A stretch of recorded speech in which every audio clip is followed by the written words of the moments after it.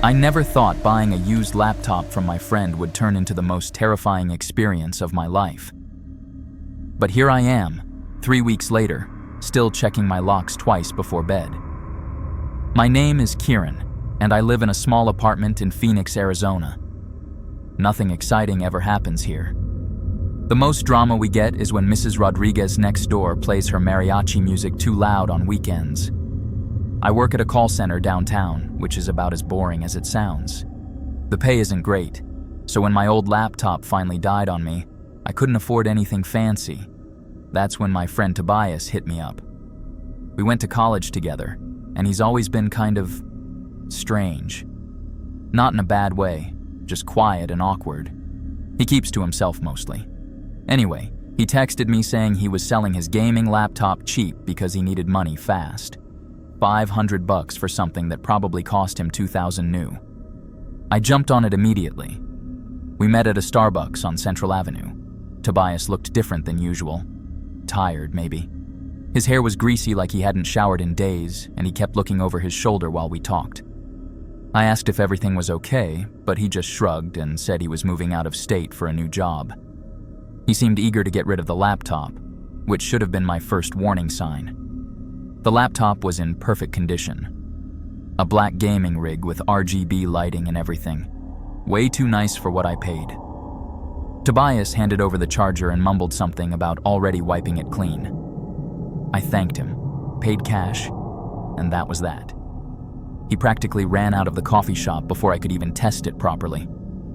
Back home, I set up the laptop on my desk by the window. My apartment is on the second floor, and I have a decent view of the parking lot and the street beyond. I plugged everything in and powered it up.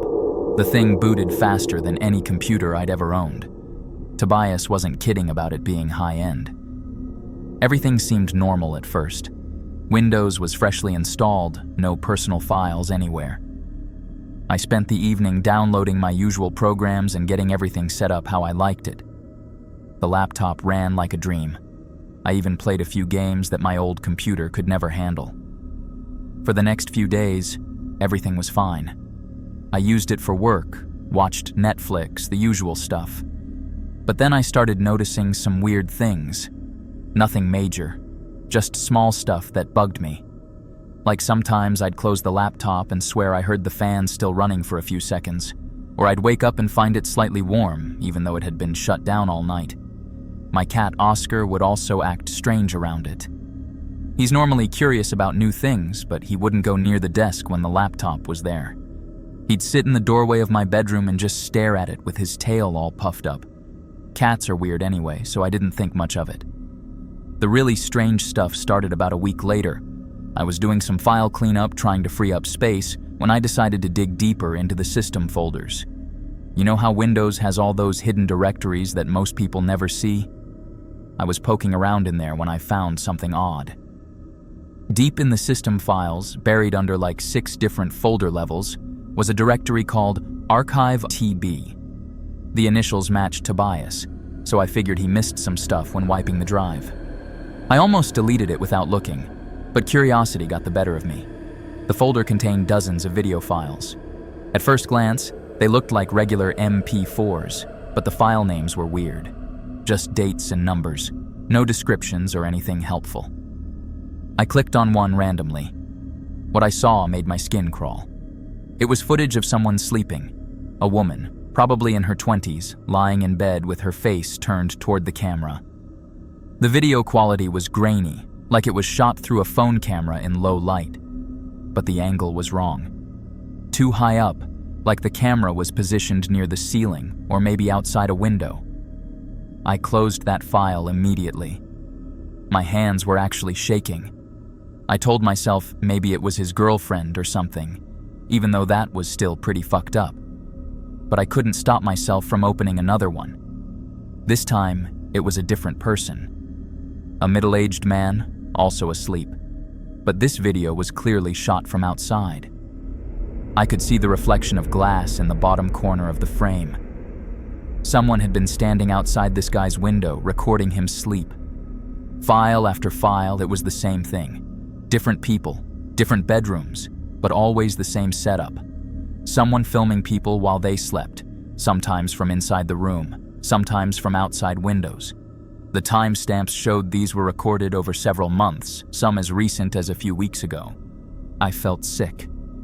My friend Tobias had been stalking people, recording them in their most vulnerable moments. I should have deleted everything and called the police right then. But like an idiot, I kept watching. That's when I saw it. The file that changed everything. The timestamp was from 4 months ago. March 15th, 2:47 a.m.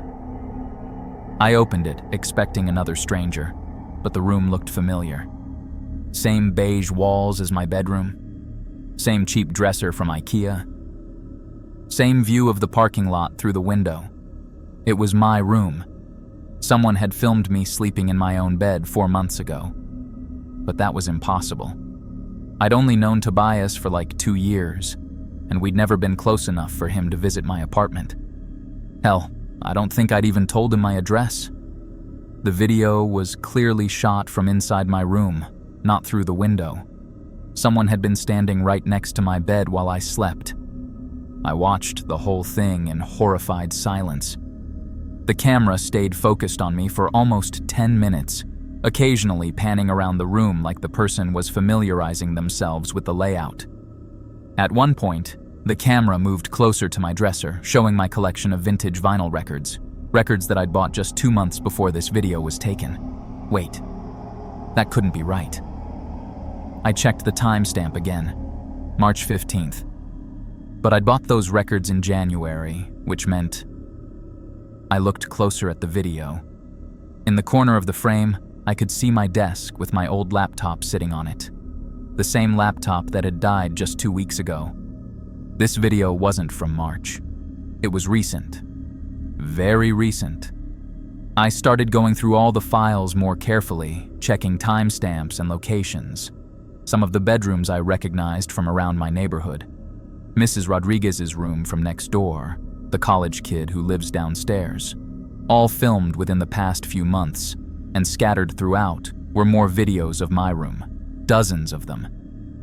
The most recent one was dated just 5 days ago, 2 days after I'd bought the laptop from Tobias. Someone had been in my apartment regularly for months, recording me sleep, learning my routines, and somehow Tobias was connected to it all. I grabbed my phone to call the police, but then I heard something that made my blood freeze. The sound of my front door opening. I live alone. I always lock my door, but I could hear footsteps in my living room, slow and careful, trying to be quiet. I quickly copied all the video files to a flash drive and shut down the laptop. The footsteps were getting closer to my bedroom. I could see a shadow moving under the door crack. That's when I realized how stupid I'd been. The laptop wasn't just evidence of stalking. It was how they'd been tracking me, monitoring my schedule, knowing when I was home and when I wasn't. The doorknob to my bedroom started to turn. I did the only thing I could think of. I grabbed the baseball bat I keep by my bed and called 911 while hiding in my closet. I whispered to the operator that someone was breaking into my apartment. The intruder must have heard me talking because the footsteps suddenly got faster. I heard them moving around my room, probably looking for the laptop. Then I heard my window opening. By the time the police arrived 10 minutes later, whoever it was had climbed out onto the fire escape and disappeared. The cops found muddy footprints on my floor and scratches around my window lock, but no sign of the intruder. I showed them the videos on my flash drive.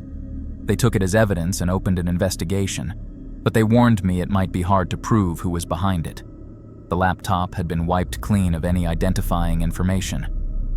I moved out of that apartment the next day. I'm staying with my sister in Tucson now, and I've completely changed my routine. New job, new address, new everything. But here's what really keeps me up at night. I never heard from Tobias after that night. His phone number was disconnected. His social media accounts were deleted. It's like he never existed. Sometimes I wonder if Tobias was just another victim who managed to escape. Maybe he found the same videos I did and realized he was being watched too. Maybe selling me the laptop was his way of passing along the evidence.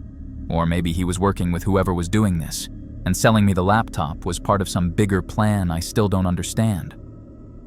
I don't know which possibility scares me more, but I do know one thing for sure. I'll never buy anything used again, especially from a friend. And I check my locks every single night before bed. Some bargains just aren't worth it.